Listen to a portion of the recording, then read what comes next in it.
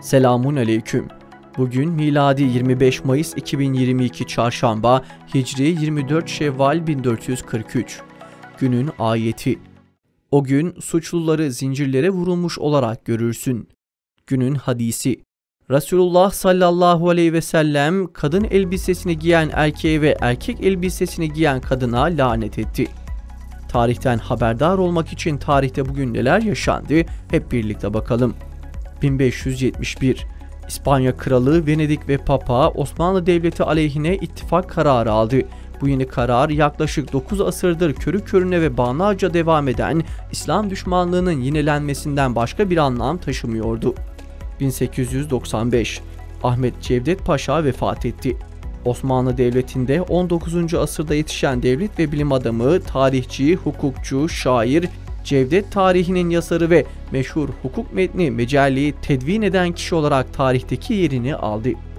1944 Türkiye'deki fabrikalarda üretilen ilk yerli yapım uçak İstanbul'dan Ankara'ya uçtu. 1960 Darbenin ayak seslerinin duyulmasının ardından meclis 20 Haziran 1960 tarihine kadar tatil edildi. 1963 32 Afrika ülkesi bir araya gelerek Afrika Birliği örgütünü kurdu. 9 Temmuz 2002'den itibaren Afrika Birliği adını aldı. 1983 Şair, yazar ve fikir adamı Ahmet Necip Fazıl Kısakürek vefat etti.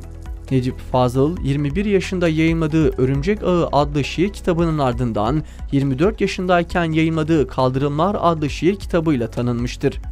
1934 yılında Abdülhakim Arvasi Hazretleri ile tanıştıktan sonra büyük bir değişim yaşamıştır. Bu tarihten sonra Türkiye'nin birçok şehrinde konferanslar düzenlemiş olduğu konferanslardaki sözlerinden dolayı hakkında davalar açılmış ve Büyük Doğu Dergisi yayın hayatı boyunca 16 kez kapatılmış, Necip Fazıl'ın eserleri toplanmış ve basımı yasaklanmıştır.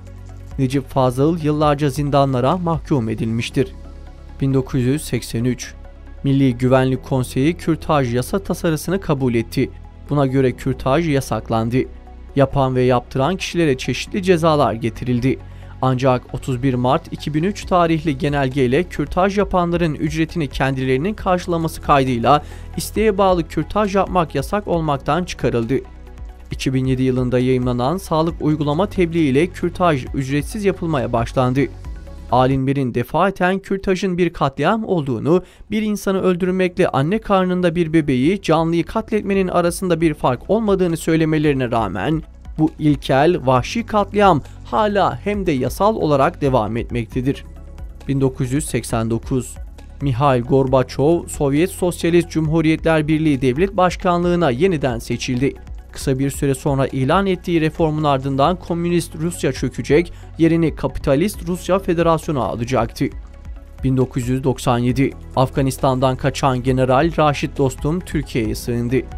2005 Azeri petrolünü Türkiye üzerinden dünya pazarına ulaştırılması amaçlanan Bakü-Tiflis-Ceyhan boru hattına ilk petrol verildi. 2013 Avrupa kıtasının farklı ülkelerinde İslami hizmetlerde bulunan 30'a yakın ilim adamı Fransa'da bir araya gelerek Avrupa İslam Alimleri Birliği'ni kurdu. 2016 Yargıtay 16. Ceza Dairesi yeniden ele aldığı Elazığ İhya Der dosyasında beraat etmesi gereken sanıkların cezalandırıldığı görüşüyle dosyayı lehte bozdu. Böylelikle yakalamaların kaldırılmasına, infazın durdurulmasına, tutuklu sanıkların serbest bırakılmasına karar verilmiş oldu. 2018 Demokratik Kongo Cumhuriyeti'nde bir teknenin alabor olduğu kazada en az 50 kişi hayatını kaybetti. 2018 ABD Hazine Bakanlığı silah ve para transferi yapmakta suçladığı 4 İranlı havayoluna parça sağlayan İranlı ve Türkiye'li şirketlere yaptırım kararı aldı.